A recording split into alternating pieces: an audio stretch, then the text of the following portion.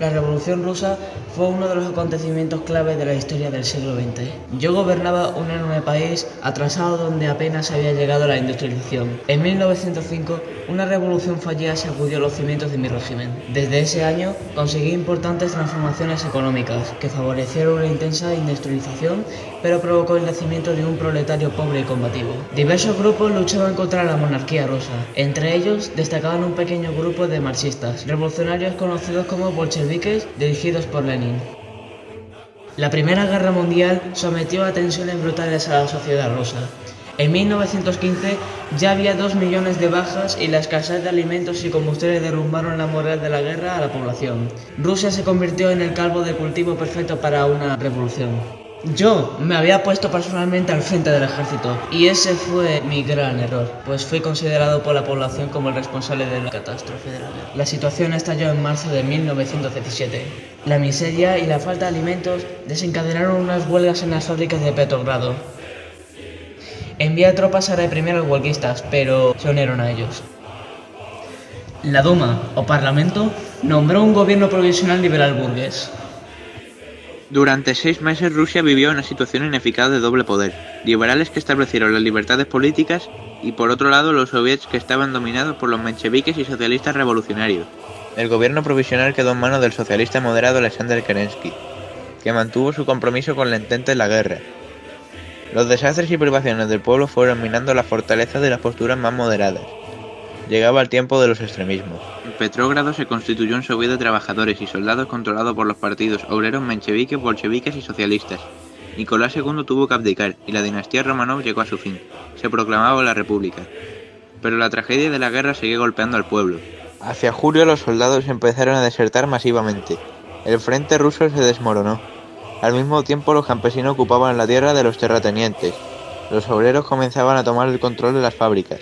Y las nacionalidades no rusas querían independizarse. Solo nosotros, los bolcheviques, teníamos una solución. Nuestro eslogan era paz, tierra y pan. Éramos disciplinados y conseguimos tomar la iniciativa. En noviembre nos hicimos con el poder en las capitales rusas.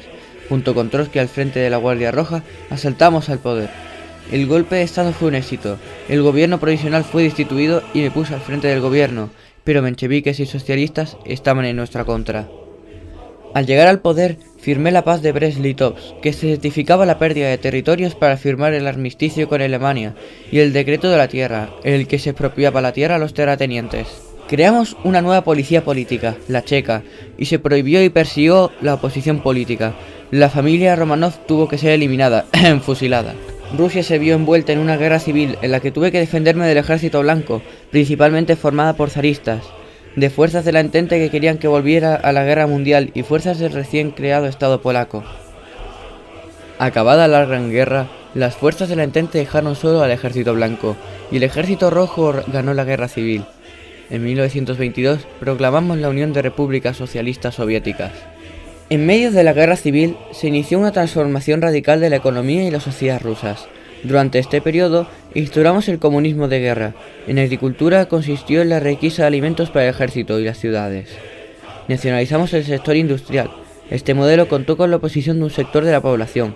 En respuesta, iniciamos una nueva política económica que puso en marcha el mercado y la propiedad privada de nuevo.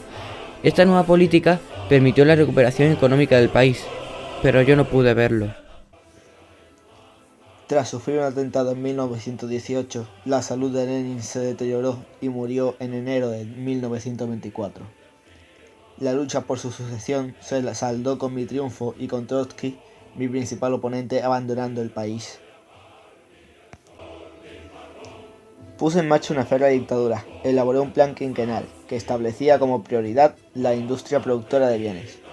Usé sistemáticamente la violencia.